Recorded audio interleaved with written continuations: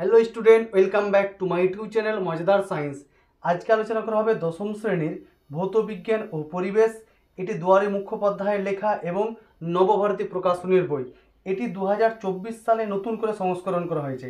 আজকে এই বইয়ের যে অধ্যায়টি আলোচনা করা হবে তা হলো পরিবেশের জন্য ভাবনা। দেখতে পাচ্ছ ভাবমূল 1। এই অধ্যায়টি একদম সহজ অধ্যায়। যারা এএনএম জিএনএম এন্ট্রান্স এক্সাম দিবে তারা কিন্তু মনোযোগ সহকারে দেখবে। এখান থেকে অলরেডি একটা কোশ্চিন অবশ্যই কমন পাবে। তো চলো শুরু করা যাক আজকের এই অধ্যায়টি। তার আগে বলে রাখি, যারা এই চ্যানেলটা এখনো সাবস্ক্রাইব করেনি তারা অবশ্যই সাবস্ক্রাইব করে নাও। তোমরা ভিডিওগুলো দেখছো কিন্তু সাবস্ক্রাইব করছো না, ঠিক আছে? 1 নম্বর কোশ্চিন রয়েছে, বায়ুমণ্ডলের যে স্তরটি জলবায়ু নিয়ন্ত্রণ করে তা হলো ট্রপোস্ফিয়ার, অপশন এ রাইট।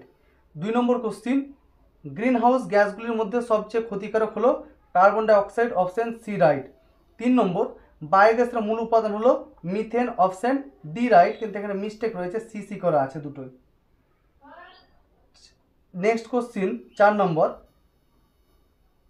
নিচের কোনটি অনবীকরণযোগ্য শক্তির উৎস? অ্যান্সার হচ্ছে এ জলবিদ্যুৎ। 5 নম্বর, নিচের যেটি জীবাশ্ম জ্বালানি নয় সেটি হচ্ছে ঘুঁটে, অপশন ডি হবে এটা। এরপরে চলে আসবো শূন্যস্থান পূরণে। 1 নম্বর শূন্যস্থান পূরণ রয়েছে, প্রতি 10 ডিগ্রি সেলসিয়াস তাপমাত্রার পার্থক্যের জন্য বায়ুর চাপ পরিবর্তন হয় ড্যাশ সেমি। উত্তর লিখে নাও 10.18, সরি একটু মিস্টেক হয়ে গেল, 14.18 সেমি।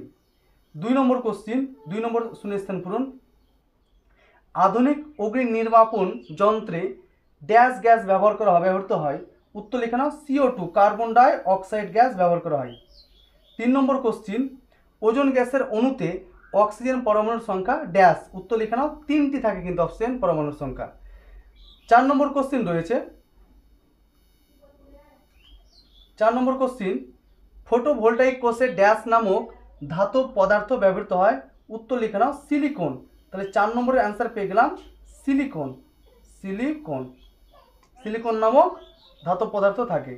5 নম্বর কোশ্চিন, সমুদ্র জলরাশির তাপমাত্রা পরিবর্তনের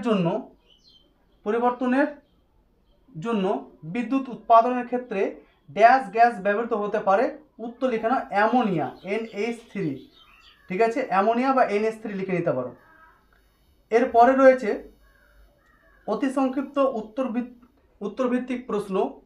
1 নম্বর কোশ্চিনটা রয়েছে, বায়ুমণ্ডলের কোন স্তরে ওজোন গ্যাসের স্তর বিদ্যমান? উত্তর লিখে নাও স্ট্র্যাটোস্ফিয়ারে।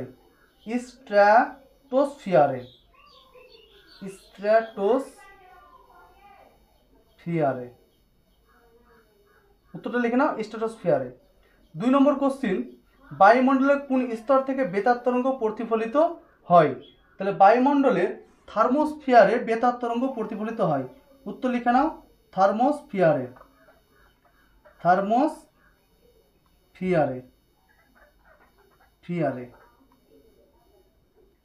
3 নম্বর কোশ্চিন রয়েছে, বায়ুমণ্ডলের শীতলতম স্তর কোনটি?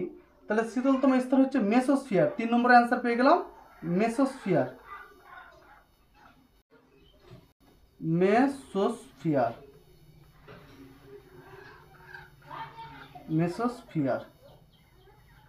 এরপরে 4 নম্বর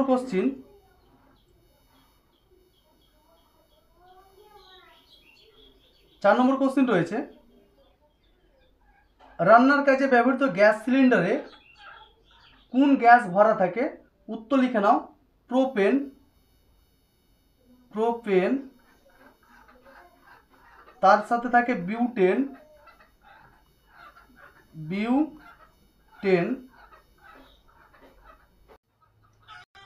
এবং থাকে আইসোবুটিন।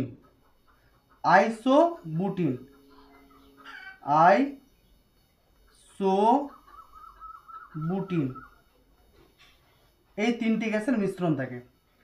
5 নম্বর, কোলবেড মিথেনের প্রধান উৎস কি? কোলবেড মিথেনের প্রধান উৎস হচ্ছে মিথেন হাইড্রেট। উত্তর লিখে নাও মিথেন হাইড্রেট। Methane hydrate. 6 নম্বর CFL এর পুরো নাম লেখো।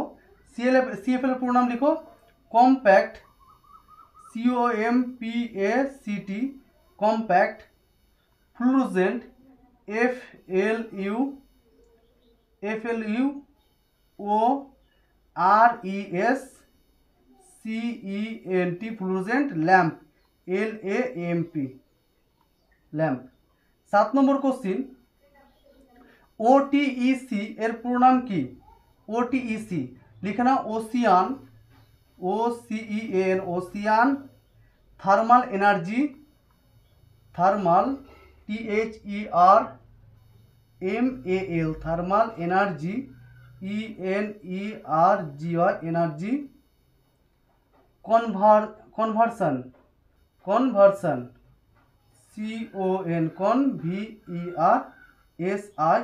কনভার্সন।